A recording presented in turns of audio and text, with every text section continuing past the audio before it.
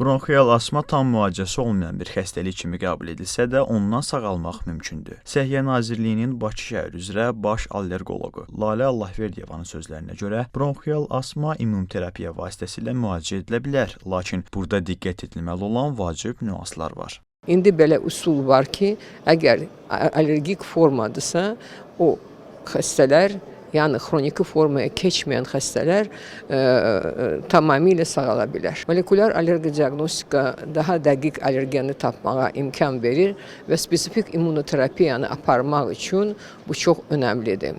Spesifik immunoterapiya nə deməkdir? Yəni allergeni yeritmək və gənclərdə, yeniyetmələrdə, uşaqlarda bu üsul çox önəmlidir. Çünki bu üsul 3-5 ildən sonra bronxial asmanı tamamilə aradan götürür.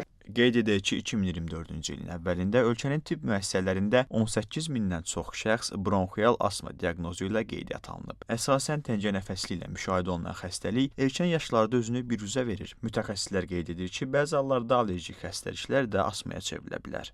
Uşaqlıq yaşlarında başlayan qida allergiyası, dəri quruluğu fonda müşahidə olunan atopik dermatit, allergik rinitans kimi büruzə verir, asqırma ilə burunda qaşıma, gözdə qaşıma, sulanma şikayətlərindən bunlar gələcəkdə bronxial asma xəstəliyinə keçmə ehtimalı olan xəstəlikdir. Burada genetik, irsi önəm daşıyır. Əgər nəsildə, genetikada varsa bu xəstəlik, onlarda da gələcəkdə müşahidə olunma ehtimalı artır. Mütəxəssislər həmçinin asma xəstəliyi olan şəxslərin tütün məmulatlarından istifadə etməsinin bu xəstəliyi daha da ağırlaşdıra biləcəyini deyir.